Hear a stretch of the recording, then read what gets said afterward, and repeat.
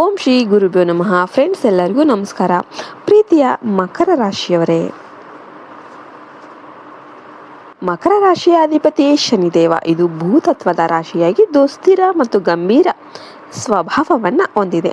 ಮಕರ ರಾಶಿಯವರು ಹುಟ್ಟ ಕೆಲಸಗಾರರು, ವರ್ಕಹಾಲಿಕ್ಸ್. ಇವರು ಮಹತ್ವಾಕಾಂಕ್ಷಿಗಳು ಮತ್ತು ಅತ್ಯಂತ ವ್ಯವಸ್ಥಿತ ವ್ಯಕ್ತಿಗಳಾಗಿರ್ತಾರೆ. ಶನಿದೇವನ ಪ್ರಭಾವದಿಂದಾಗಿ ನೀವು ಎಷ್ಟು ಶ್ರಮ ಪಡ್ತೀರೋ ಅಷ್ಟು ಎತ್ತರಕ್ಕೆ ಬೆಳೀತೀರಾ. ಆದರೆ ನಿಮ್ಮ ಅತಿಯಾದ ಕೆಲಸದ ಒತ್ತಡ ಮತ್ತು ಒರಡು ಸ್ವಭಾವ ಕೆಲವೊಮ್ಮೆ ನಿಮ್ಮನ್ನು ಏಕಾಂಗಿಯಾಗಿಸಬಹುದು. ಮಕರ ರಾಶಿಯವರು ಹೋಗಬಾರದ ಒಂದು ಸ್ಥಳಗಳು, 3 ಮುಖ್ಯ ಸ್ಥಳಗಳು ಏನೇನು? ನಿಮ್ಮ ಜಾತಕ ಮತ್ತು ಶನಿದೇವನ ಪ್ರಭಾವದ ಪ್ರಕಾರ ಈ ಕೆಳಗಿನ ಸ್ಥಳಗಳು ನಿಮ್ಮ ಅದೃಷ್ಟವನ್ನ ಕುಂಠಿತಗೊಳಿಸಬಹುದು. ಒಂದನೇದಾಗಿ, ಅತಿಯಾದ ಸೋಮಾರಿತನ ಮತ್ತು ಜೂಜಾಟ ನಡೆಯುವ ಸ್ಥಳಗಳು. ಶನಿದೇವರು ಕರ್ಮ ಫಲದಾತ. ಯಾರು ಕಷ್ಟಪಟ್ಟು ಕೆಲಸ ಮಾಡ್ತಾರೋ ಅವರಿಗೆ ಮಾತ್ರ ಒಳ್ಳೆ ಫಲವನ್ನ ಕೊಡ್ತಾರೆ. ಇನ್ನು ಯಾರು ಕಷ್ಟಪಟ್ಟು ಕೆಲಸ ಮಾಡೋದಿಲ್ವೋ ಅವರನ್ನು ಶನಿದೇವನು ಕ್ಷಮಿಸೋದಿಲ್ಲ.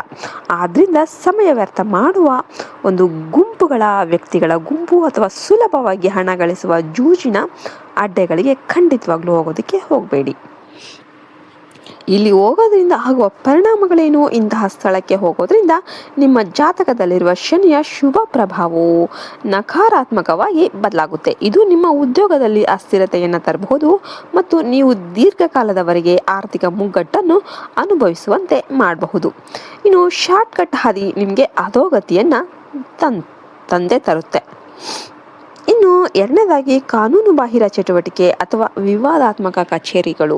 ನ್ಯಾಯಕ್ಕೆ ಇನ್ನೊಂದು ಹೆಸರೇ ಶನಿ ಮಹಾತ್ಮ. ಆದ್ರಿಂದ ಎಲ್ಲಿ ಮೋಸ, ಈ ಥರದ್ದಾಗೆ ಅಥವಾ ಕಾನೂನಿಗೆ ವಿರುದ್ಧವಾದ ಕೆಲಸಗಳು ನಡೀತಾ ಇರ್ತಾವೋ ಅಂತಹ ಜಾಗದಿಂದ ನೀವು ಆದಷ್ಟು ದೂರ ಇದ್ಬಿಡಿ. ಇಲ್ಲಿಗೆ ಹೋಗೋದ್ರಿಂದ ಏನು ಪರಿಣಾಮ?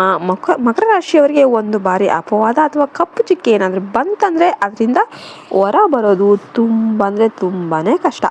ಇಂಥ ಸ್ಥಳಗಳಿಗೆ ಭೇಟಿ ನೀಡೋದ್ರಿಂದ ನೀವು ಮಾಡದ ತಪ್ಪಿಗೆ ಶಿಕ್ಷೆ ಅನುಭವಿಸಬೇಕಾಗ ಒಂದು ಟೈಮ್ ಬರುತ್ತೆ, ಅಥವಾ ನ್ಯಾಯಾಲಯದ ಅಲೆದಾಟಕ್ಕೆ ಸಿಲುಕಬಹುದು. ದೇವರೇ ವಿವೇಚನೆ ನೀಡಿದ್ರೂ ಅಜಾಗರೂಕತೆಯಿಂದ ಹೋದರೆ ಸಂಕಷ್ಟ ಅನ್ನೋದು ತಪ್ಪೋದಿಲ್ಲ. ಇನ್ನು ಮೂರನೇದಾಗಿ, ಅತಿಯಾದ ಎತ್ತರದ ಅಸುರಕ್ಷಿತ ಸ್ಥಳಗಳು ಅಥವಾ ಪರ್ವತದ ಅಂಚುಗಳು. ನಿಮ್ಮ ರಾಶಿಯ ಚಿಹ್ನೆ ಮಕರ, ಅರ್ಧ ಮುಗ, ಅರ್ಧ ಮೃಗ ಮತ್ತು ಅರ್ಧ ಮೀನು. ನೀವು ಸ್ಥಿರತೆಯನ್ನ ಇಷ್ಟಪಡುವವರು. ಆದ್ದರಿಂದ ತುಂಬ ಎತ್ತರದ ಅಸುರಕ್ಷಿತವಾದ ಒಂದು ಗುಡ್ಡಗಾಡು ಪ್ರದೇಶಗಳಿಗೆ ಅಥವಾ ನಿರ್ಜನವಾದ ಪ್ರದೇಶ, ಯಾರೂ ಇರೋದಿಲ್ಲ ಅಂತ ಪ್ರದೇಶಗಳಿಗೆ ಹೋಗೋದಕ್ಕೆ ಹೋಗಬೇಡಿ. ಪರ್ವತ ಪ್ರದೇಶಗಳಿಗೆ ಸಾಹಸ ಮಾಡೋದಕ್ಕೆ ಹೋಗಬೇಡಿ. ಇದರಿಂದ ಆಗುವ ಪರಿಣಾಮಗಳೇನು? ಮಕರ ರಾಶಿಯವರಿಗೆ ಮೂಳೆ ಮತ್ತು ಮೊಣಕಾಲಿನ ಸಮಸ್ಯೆಗಳು ಬೇಗ ಕಾಣಿಸಿಕೊಳ್ಳುತ್ತೆ. ಇಂಥ ಸ್ಥಳಗಳಲ್ಲಿ ಅಜಾಗರೂಕತೆಯಿಂದ ಇರೋದ್ರಿಂದ ಬೀಳುವ ಅಥವಾ ಗಂಭೀರವಾಗಿ ಗಾಯಗೊಳ್ಳುವ ಅಪಾಯಗಳು ಇರುತ್ತೆ. ಶನಿ ಪ್ರಭಾವದಿಂದಾಗಿ ಅಂತಹ ಗಾಯಗಳು ಗುಣವಾಗಲು ತುಂಬಾನೇ ಸಮಯ ತೆಗೆದುಕೊಳ್ಳಬಹುದು. ಮಕರ ರಾಶಿಯವರ ಮೇಲೆ ನರದೃಷ್ಟಿ, ದೃಷ್ಟಿದೋಷ. ನಿಮ್ಮ ತಾಳ್ಮೆ, ಸತತ ಪರಿಶ್ರಮ ಮತ್ತು ನೀವು ಗಳಿಸುವ ಆಸ್ತಿ ಪಾಸ್ತಿಗಳೇ ಇತರರ ಕಣ್ಣು ಕೆಂಪಾಗೋದಕ್ಕೆ ಕಾರಣವಾಗಿರುತ್ತೆ. ನಿಮ್ಮ ಮೇಲೆ ದೃಷ್ಟಿ ಬಿದ್ದಾಗ ಈ ಲಕ್ಷಣಗಳು ಕಾಣಿಸಿಕೊಳ್ಳುತ್ತೆ. ಕೆಲಸದಲ್ಲಿ ಆಸಕ್ತಿ ಇಲ್ಲದಿರುವುದು. ಸದಾ ಕೆಲಸದಲ್ಲಿ ಮುಳುಗಿರುವ ನೀವು ಇದ್ದಕ್ಕಿದ್ದಂತೆ ವಿಪರೀತ ಆಲಸ್ಯಕ್ಕೆ ಒಳಗಾಗುವುದು ಮತ್ತು ಕೆಲಸವನ್ನ ನಾಳೆಗೆ ಮುಂದೂಡೋದು.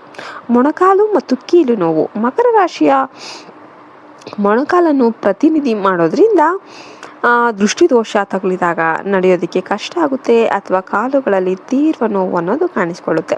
ಕುಟುಂಬದ ಹಿರಿಯರೊಂದಿಗೆ ಕಿರಿಕಿರಿ ಅನ್ನೋದು ಉಂಟಾಗುತ್ತೆ. ಮನೆಯ ದೊಡ್ಡವರೊಂದಿಗೆ ಅಥವಾ ತಂದೆಯ ಸಮಾನರಾದ ವ್ಯಕ್ತಿಗಳೊಂದಿಗೆ ವಿನಾಕಾರಣ ಜಗಳ ಆಡೋ ಒಂದು ಪರಿಸ್ಥಿತಿ ಬರುತ್ತೆ. ಇನ್ನು ಇದಕ್ಕೆಲ್ಲ ರಕ್ಷಣೆ ಏನು? ಪರಿಹಾರ ಏನು?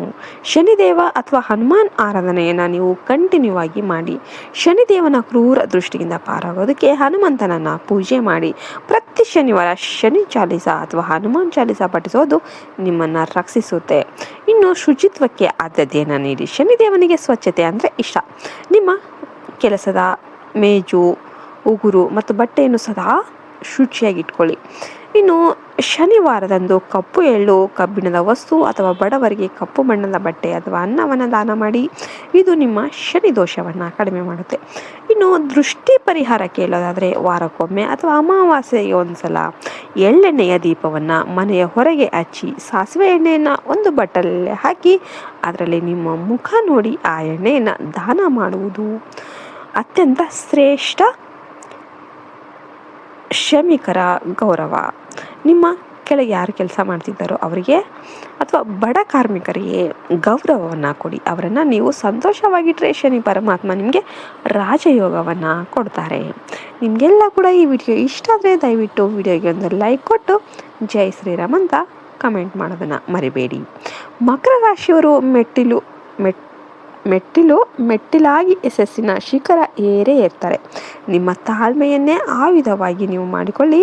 ಮೇಲೆ ಹೇಳಿದ 3 ಸ್ಥಳಗಳಿಂದ ಆದಷ್ಟು ದೂರವಿದ್ದು ಶಿಸ್ತಿನ ಜೀವನ ನಡೆಸಿದರೆ ನಿಮಗೆ ಸೌಭಾಗ್ಯ ಮತ್ತು ದೀರ್ಘಾಯುಷ್ಯ ಕಟ್ಟಿಟ್ಟ ಬುತ್ತಿಯಾಗಿರುತ್ತೆ. ನಿಮ್ಮ ಪರಿಶ್ರಮಕ್ಕೆ ತಕ್ಕ ಪ್ರತಿಫಲ ಮತ್ತು ಯಶಸ್ಸು ಸಿಗಲಿ ಅಂತ ನಾವು ಹಾರೈಸ್ತೇವೆ. ಈ ವಿಡಿಯೋಗೆ ಒಂದು ಲೈಕ್ ಕೊಟ್ಟು ಜೈ ಶ್ರೀರಾಮ್ ಅಂತ ಕಮೆಂಟ್ ಮಾಡೋದನ್ನು ಮರಿಬೇಡಿ. ಜೈ ಹಿಂದ್, ಜೈ ಭಾರತ್ ಮಾತೆ, ಹರಿ ಓಂ ತತ್ಸತ್, ಸರ್ವೇ ಜನೋ ಸುಖಿನೋ ಭವಂತು.